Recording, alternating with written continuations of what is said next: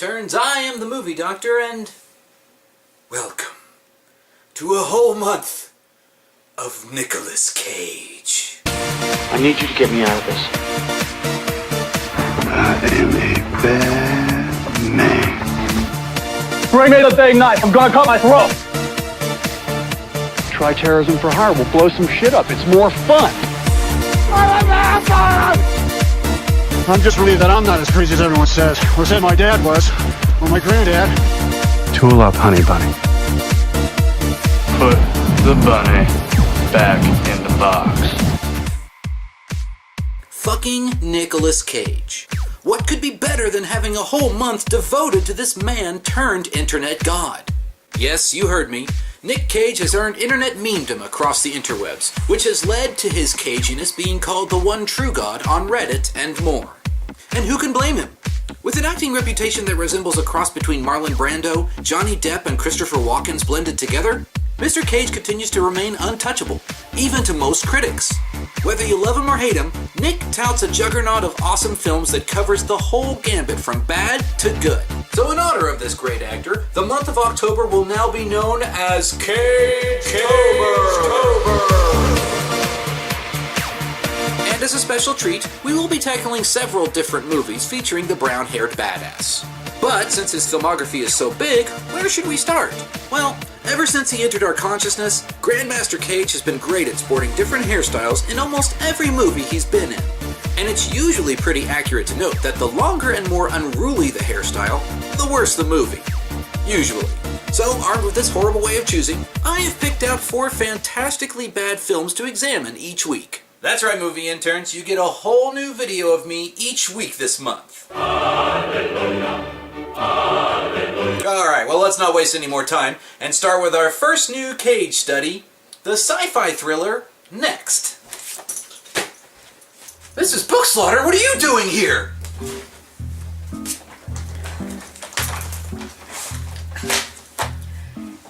Ever since you made a fool of me in your Inkheart review, I have been trying to track you down and make you pay.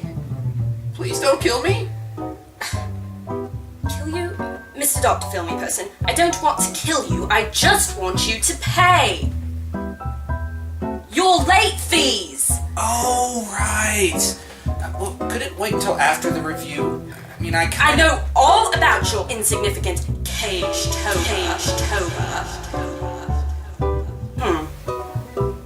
And I know you're doing the sci-fi movie Next, as I'm sure you are aware was done by the prolific author Philip K.Dick. Well, of course I do. I always brush up on the patient's history with my interns before actually starting a review. And this one is no exception. Sometime between 2000 and 2003, Philip K. Dick's short story called The Golden Man was optioned by the writing team of Gary Goldman and Jason Kornick. They wrote a treatment script for the Cagemeister's production company, Saturn Films, who immediately began to adapt the idea, again with the help of Gary Goldman. Wait a tick, Gary Goldman? I actually know that name. Oh yeah, he wrote cult classics such as Big Trouble in Little China, the original Total Recall, and also Navy SEALs. Is he not also known for the prolific animated movies such as Land Before Time, An American Tale, and The Secret of NIMH? Ah, no, that's a common misconception. You're referring to the amazing director, producer, writer Gary Wayne Goldman, not the screenwriter Gary Goldman. Wow, I learned something today. And knowing is half the battle. Anyway, the script was originally written to parallel closer to the story, detailing the events of a feral mutant who could see into the future on the run from a completely unregulated and fanatical government agency, wanting to use the mutant's power to prevent future acts of terror. Oh, lovely. That sounds like an excellent film. There's plenty of anti-authoritarian themes, racist undertones, and the classic struggle of man versus society. If they had kept it that way. What? Yeah.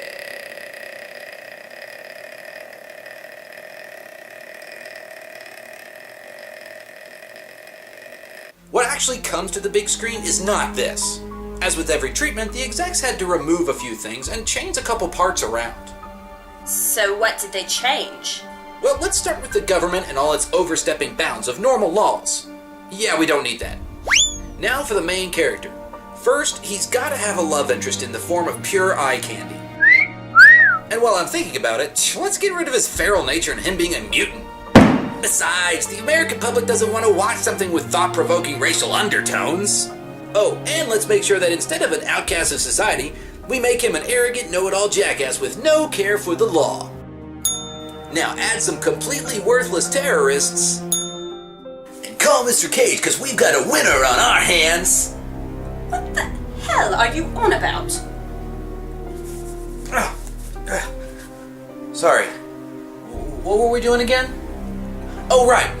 So it's obvious that Next is no longer based on Philip K.Dick's short story, but it's more like something an executive read on a toilet and decided to run it through a meat grinder and present it to Nicolas Cage on a velvet cushion in hopes that his Caginess approves. That being said, let's glimpse into the future of this bad boy and see what makes it tick. Wow, Nick, drinking already, huh? This won't become a precursor to his current performance, will it? Well... What? And it's only 8 in the morning! It's 5 o'clock somewhere. So Nick plays a smarmy, small-time magician named Frank Cadillac. Here's the world peace. What did he say? It's going to be a long review, isn't it? Stop. You're going to put someone's eye out. Well, then you finish the review, then. Well, go on. Fine. Frank tells us how he isn't just some elementary magician, but someone who actually possesses a special power to glimpse minutes into the future. Thus having the ability to change the inevitable, of course, which he does almost every chance he gets. In fact, he does it so much, he is downright abusive with it. But not enough to draw attention to him. Ah, goddammit. Drop the gun! Step back! It's his gun. He was gonna shoot 2 people. Step back, we'll settle this right now. Hey! And now he's running away! You know, it would have worked out so much better if they had not said he was trying to keep a low profile, and maybe amended it to say something like, I've got powers, man. I do whatever the fuck I want. Oh shit, that guy's got a gun. No time to put on my Superman costume. Super Cage! After an utterly brilliant cat and mouse sequence, where Frank evades casino security effortlessly, There he is, behind you. Your left. Turn around. And exits a different casino that's miles away from the one Frank originally enters, he finds his way to his friend Irv, played by Peter Falk. Sweet Dunkin' Donuts! terribly sorry, but when that man comes on the screen, the only thing I can think of is one of the greatest adaptations of all time, The Princess Bride. Yeah, I know the feeling. Too bad he isn't in the rest of the film. What?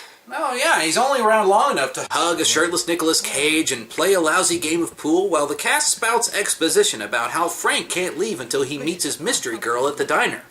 But the man is a legend! He was clearly underused for this film. I think I can help with this. Maybe she's the one. Well, thank you very much. Very nice of you. Your vote of confidence is overwhelming. All right. Better? Immeasurably. So while Peter Falk spends some time chewing the scenery, we meet Agent Callie Ferris, a no-nonsense FBI agent obsessed with trying to get Frank, or Chris, or whatever they're trying to call him nowadays, to help her find a bomb that was planted by a sleeper cell of evil for evil's sake terrorists. Now, this is the part of the movie that starts to deviate into what I like to call the 2-for-1 syndrome, which causes the majority of the films like this to become muddled and harder to watch. Basically, the movie splits into having a pseudo-major plot that putters along in the background. In this case, FBI trying to stop evil terrorists. With no discernible goal other than explosions and death. And love story. And if you fine movie interns have actually ever seen Star Wars Episode 2, I bet you can guess which one we'd be more interested in actually watching. The terrorists! It's 5 o'clock somewhere.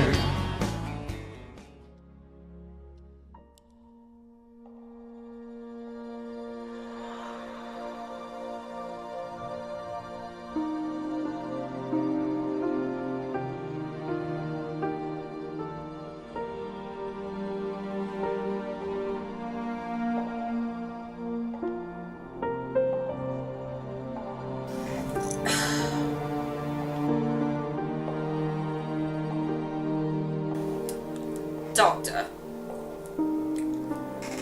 Doctor. Doctor! What? You're fawning over Miss Jessica Biel harder than a Tory wanting Maggie Thatcher back. Anyway, Jessica Biel plays Liz, the girl that Chris has been waiting for. Unfortunately, he can't seem to figure out how to meet her. I noticed you were alone, too. Do you mind if I join you? Actually, I do.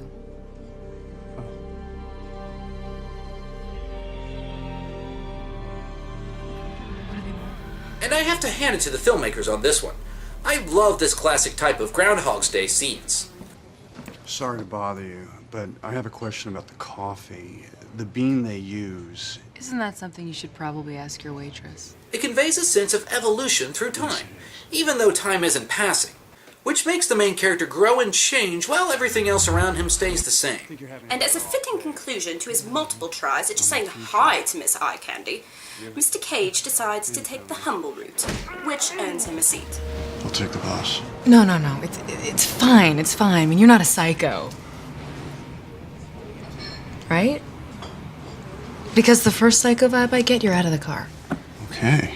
Yes, ma'am. Okay. Oh, good. This movie should be over quick then. Well, while Chris and Liz go to a Native American reservation, the movie finally realizes that it's getting too boring. So it hops over to the other plot to check in on our overly suave terrorists who have apparently stolen the Ark of the Covenant.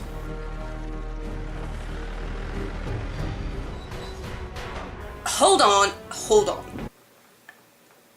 That's the bomb that was supposedly stolen from the Russians? That thing is uncharacteristically enormous. How do they get it past the Russians? And how can no one find something that big? Admittedly, the size of the bomb is a little silly. Especially if you look at the other recent bomb-related movies, like The Sum of All Fears, where they hid the thing inside a cigarette dispenser. What I can't get over is the complete generic nature of the terrorists. They have no real initiative or drive behind their impending attack. Their decisions of attack and location are about as arbitrary as Pinky and the Brain. Gee, Brain, what do you want to do tonight? The same thing we do every night, Pinky. Try to take over the world. Najir Luwik Haswi Swallow. Najir Luwik Haswi Swallow. Oh dear. Jessica, do stop trying to act and stick to being eye candy. Who's that man you're with? Is he your boyfriend? No, he's not my boyfriend. He's just my friend. I think he likes you. Well, why would you say that? Because he looks at you like my brother looks at his girlfriend. I wanna sex you up. Ooh, I wanna sex you up. Ooh, I wanna sex you up. Ooh. Are you disenchanted by the growing love story between these two, Mr. Filmy Physician? Yes! Yes, I am! I have a hard time getting into a love story that develops in less than 2 days. I mean, I understand it's going to happen like this for fear of stretching the movie's runtime out into some godforsaken sequel to Pearl Harbor. But the way Jessica Biel starts out by being completely turned off by Chris's different types of advances, and then suddenly believing in destiny, and falling for all of Chris's charming magic and crap one-liners, makes me weep for all of female kind. I mean, what about you, Mrs. Bookshaker? Slaughter. Whatever. What about Liz just dropping trowel like that for Chris the very next day that they've met? I mean, I have a few books I could recommend to Liz on the dangers of STDs. No! I mean, how do you respond as a woman when you hear that she just turns around and sleeps with this greasy, shaggy mess of a Cage?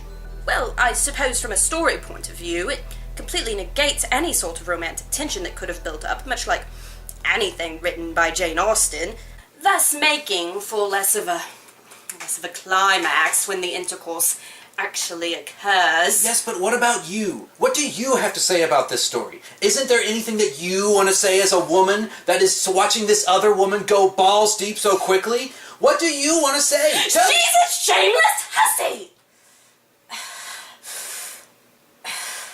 She doesn't even know the boy, and he's a magician, a charlatan, a trickster. It is his job to lie to people.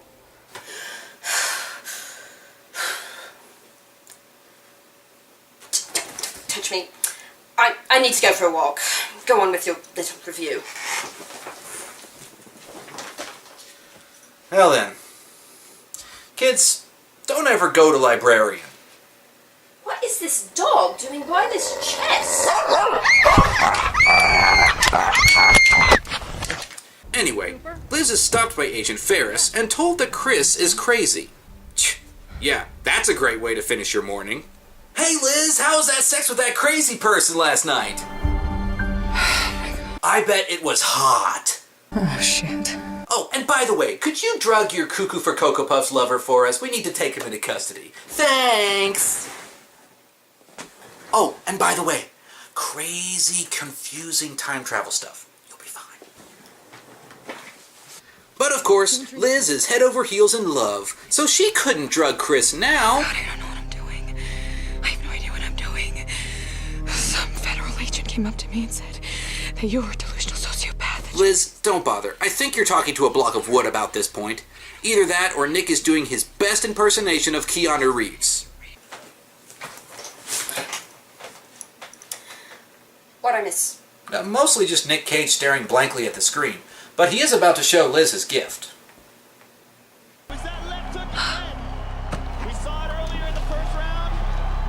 Fluffy cranberry or a stack of chocolate chip pancakes for the kids. Fluffy cranberry or a stack of chocolate chip pancakes for the kids in an instant. Safe? Who knows what's safe? I know a man who dropped dead from looking at his wife. Safe? Who knows what's safe?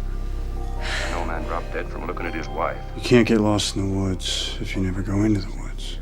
You can't get lost in the woods if you never go. You will not control your magic if you do not control yourself. You will not control your magic if you will not control yourself. You need to stop. If something happens, those with the ability to take action have the responsibility to take action. If there's something wrong, those who have the ability to take action have the responsibility to take action. Thank you for telling me I am the devil's bounty hunter. I feel much better now that I know I'm the devil's bounty hunter. So, Chris tries to run, but ends up getting caught by saving Agent Ferris from getting killed, knocking himself unconscious instead. You know, for all his experience with doing this seeing the future thing, he's really bad about staying out of trouble. He stops a guy from killing people, he ends up getting chased by the police. He tried to help Liz with her boy problems, he gets punched in the face. He saves Agent Ferris, she puts him in a saw torture chamber. The guy can't win. But while in that room, Chris is able to see further into the future and realizes that Liz has been captured by the terrorist, and without his help, she will die. So he goes to where Liz is supposed to be and...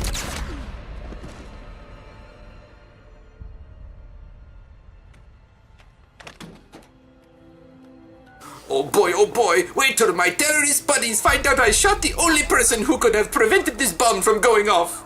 They'll be so excited, they'll be all like, Sven, we knew you could do it, and I'll be all, I'm a real terrorist now. Oh, fuck.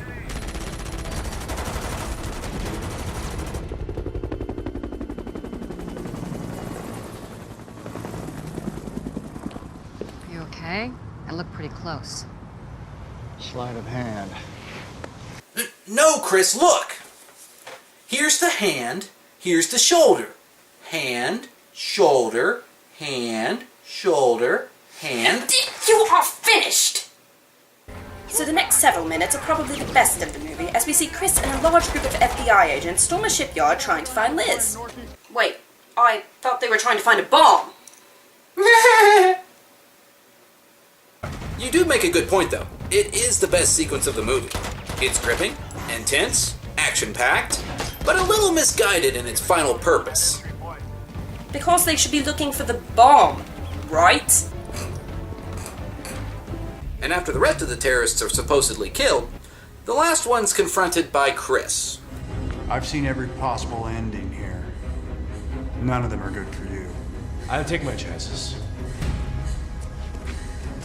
One more step, fortune teller, and it definitely won't be good for you.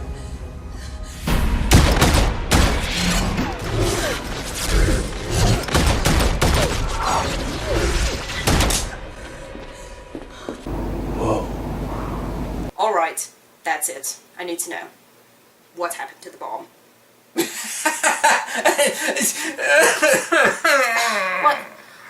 What's wrong? mistake. What? I made a mistake. It's happening. When? Now!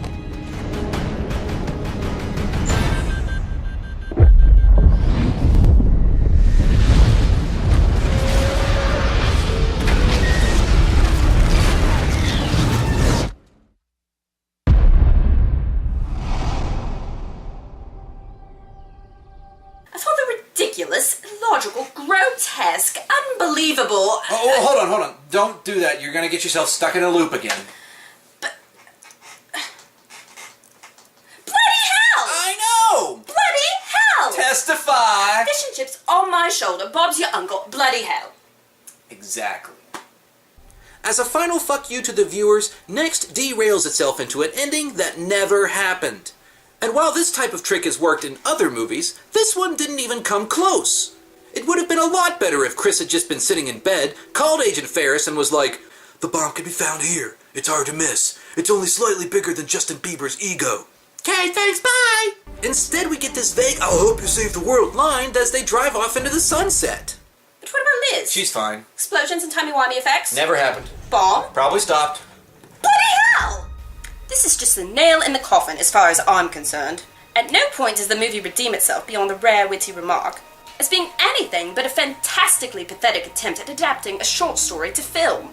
Besides Chris, no other character is worth remembering, especially Liz, who I almost forgot about when the movie plot jumps to the 24-esque storyline. And I honestly began to feel nauseated when Chris was on screen talking for more than a few seconds. His delivery was atrocious, and his hair looked like it wanted to fly off his head because of sheer embarrassment for being around him. Can you not see that this was a horrible idea for a movie? No, I can't. You actually liked this piece of garbage. Oh, no, the movie was bad, but there are some redeeming qualities to it. Back, foul demon! Let me explain. Overall, the movie set out to be a sci-fi thriller with a love story at the heart of it. The problem came more from the poor blending of the two plot lines. I would have been fine with watching both stories separately from the whole, but when put together, they break down and confuse instead of hold my interest and entertain. And you're right, the characters are very one-dimensional, and I couldn't get over the fact that the terrorists are so bland and without purpose, which, in my opinion, made me care for the movie that much less. On the upside, I didn't hate Nicolas Cage in this role, and I really think that they're trying to get across that he knows so much about what's happened at any given point that he really is never surprised at what happens next. So he just looks bored. Or he's in it for the paycheck. Also, they did real well with the small budget the movie had. The scenes seemed to flow well, and the effects weren't nauseating like my colleague would suggest. Just confusing if you weren't open to a new interpretation of timey-wimey changes. Fine. You're the expert on movies anyway, but I still didn't like it. And that's your opinion. No matter how wrong it is. What is that? Nothing! For the cringe factor, I will be honest, this one doesn't hit me very hard, because it's on my list of guilty pleasure movies. But for the reactions I get from other patients and colleagues, I'm going to rank this film at about a 6 out of 10. It's worth a watch if you like Nicolas Cage or Philip K.Dick movies. Just be careful to not get whiplash when the train wreck calls the ending hits you. There. Review over. Your welcome has run out. You may leave now. Hold on. What about your overdue fines? Fine. What? Do I owe like $2 or something like that? Oh no, you silly boy. You owe $525,600.72. I can see how that can be done. What? Oh yes. I did some snooping and found out you had checked out some older books from, about 2 decades ago, which you never returned to my library. I don't have that kind of money on me. Oh. Well. Then. Die!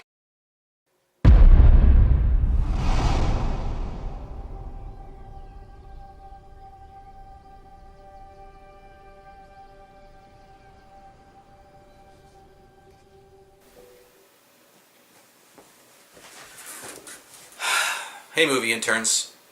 Can't stay around, so,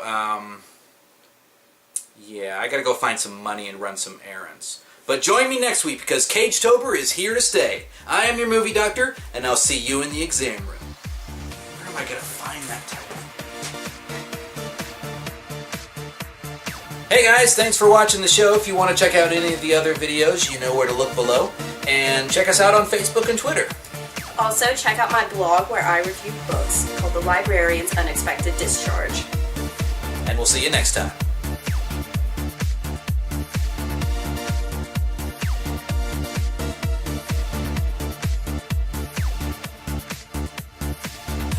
I need you to get me out of this. I am a bad man. Bring me the big knife. I'm gonna cut my throat. Try terrorism for hire. We'll blow some shit up. It's more fun. I'm just relieved that I'm not as crazy as everyone says. Or said my dad was. Or my granddad. Tool up, honey bunny. Put the bunny back in the box. Lovely. That sounds like an excellent film. Plenty of anti-authoritarian themes, racist undertones, and the classic struggle of man versus society. If they had kept it that way. What? Yeah.